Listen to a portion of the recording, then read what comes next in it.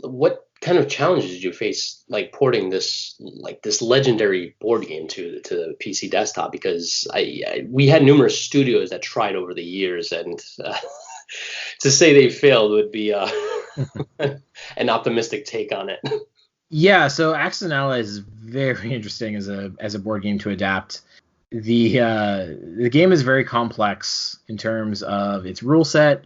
I often like to kind of give it the pet name of Axis and Allies 1942 edge cases of the game.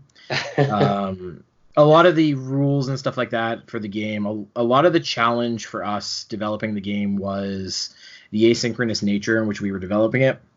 One of the core tenets that we really had with the game was we wanted to make sure that with our digital adaptation, we were trying to identify a lot of the issues that people had playing the game, the physical board game.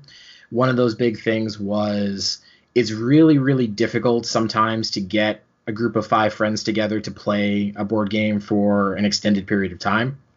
A lot of the times when you play a long form game like Axis and Allies or Diplomacy or any of these other kind of big multi-hour, multi-day kind of board games, is that time commitment. And as we all get older, get families, whatever the case may be, or jobs, that gets harder and harder and harder. So when we decided to go with an asynchronous game format, that was to address that kind of primary hurdle to playing the actual board game.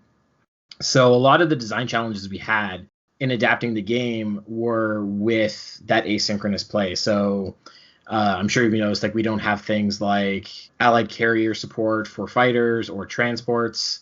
When an aircraft carrier is destroyed and the fighters aren't, the fighters hang around in the zone for an extended period of time until the player's next turn, rather than landing automatically or within kind of one turn, if I recall correctly, is the actual rule.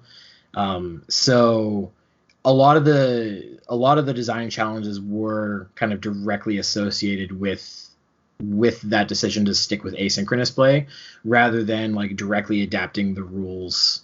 If we were doing like a live synchronous play style, those challenges wouldn't be, I don't think, as drastic as they are with asynchronous. So asynchronous is you can log in and take your turn at your own time, and no other player needs to be there in order for you to take your turn. So that's kind of where the defense profiles come from, the whole automatic losses on defense. You're not reliant on another player in order to complete your turn. Everything that you do on your turn can be done simply by yourself and with the kind of game helping or handling the opponent's actions for them where required. You can do your turn independent of anyone else. So I'm sure if you've got a long history playing the actual board game Axis and Allies, there's a lot of cases where you do need that other player interaction. So we had to figure out ways to automate that in a way that didn't remove player agency or player choice from a lot of things, or kind of had to consider those edge cases where you really do need that direct player input at that time.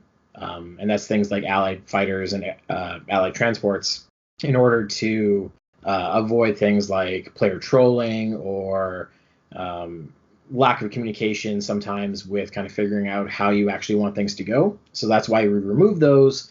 We do have some ideas on how to safely implement those kind of going forward in the future. So we're going to be experimenting as we go through early access with figuring out ways to bring some of those elements that we removed for asynchronous play back into the game while still holding true that asynchronous pillar that the game is built on.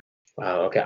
We just did a multiplayer session a couple of days ago, and I was under the impression that you had to be online at the same time to play the game. But now this is with the asynchronous, I can actually just, when Matt, the historical gamer, can do his turn, and then my turn, we could do them separately at different times. That's pretty awesome. That's really awesome. Yeah, I think that's we've been really trying to enforce with our marketing and with our social kind of presence the asynchronous nature of the game. I think a lot of people have been playing the game live and synchronously. So like I joined a multiplayer game, I'm going to sit there and kind of see it through all the way to the end, which isn't the case. The game is definitely designed to kind of hop on, take your turn, hop off. You get the email notification to hop on for your turn when it shows up, and you can hop on and take your turn. So I do think, while a lot of people have been playing synchronously, I do think that as the game has been out, more and more people are kind of realizing the asynchronous nature and kind of starting to take advantage of that. Yeah, I'm definitely going to start. Now that I know it's there, I'm going to start actually doing that because that was exactly one thing that you were mentioning that I generally run into that where, I have to take care of the baby for the next 4 hours. Matt might be free, but then by the time I get off, Matt is busy doing something else. And then, so it's our schedules always kind of collide, and it's very difficult to kind of do like a game session night kind of thing. So I think like this is like the perfect solution to that.